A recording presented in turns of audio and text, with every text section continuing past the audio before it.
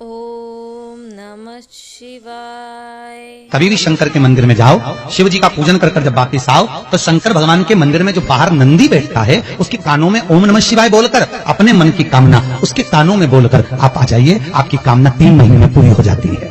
नंदी के ईश्वर भगवान का स्मरण करिए। अगर 7 बेलपत्र आप शंकर को समर्पित करते हो तो 1 बेलपत्र नंदी भगवान पर भी अवश्य समर्पित करें। नंदीश्वर भगवान शिव को समर्पण, 1 बेलपत्र नंदीकेश्वर की ओर चढ़े।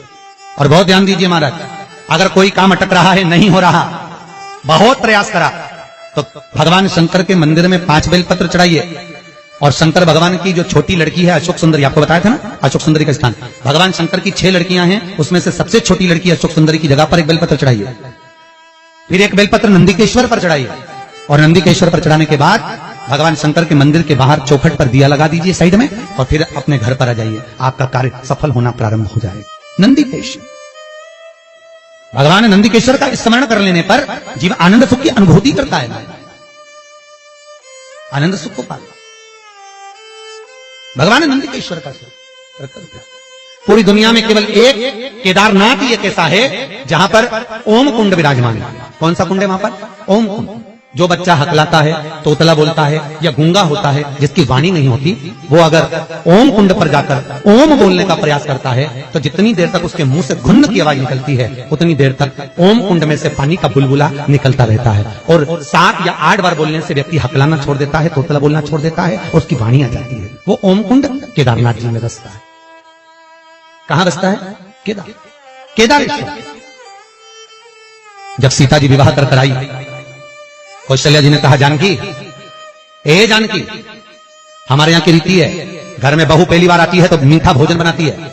जाओ, या तो खीर बनाओ, या मीठी भात बनाओ, या मीठी थुली बनाओ, कुछ भी करो, हलवा बनाओ, सीरा बनाओ और मीठा बनाओ।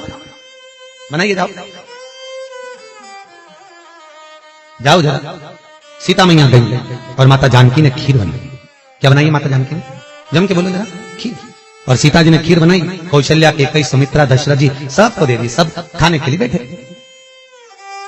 अब जैसे ही खीर खाने के लिए बैठते तुरंत एक तेज हवा का संचार हुआ। बहुत तेज हवा चली, बहुत तेज।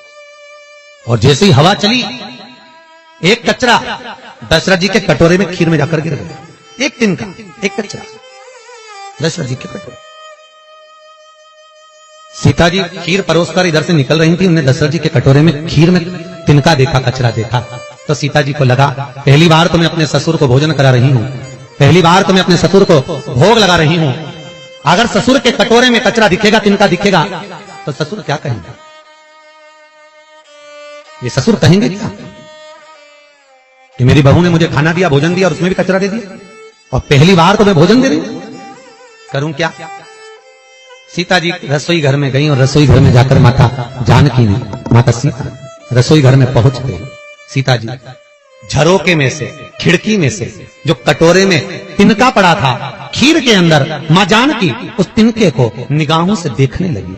ऐसी निगाह से जानकी जी ने देखा, सीता ने देखा कि वो कचरा कटोरे के अंदर ही जलकर भस्म हो गया। वो तिनका कटोरे में ही जल गया, बस। अब तिनका कटोरे में जब जलकर भस्म हुआ, दशरथ जी ने देख ली। और दशरथ जी ने देखा, तुरंत दशरथ जी उठकर सीता के पास में गए।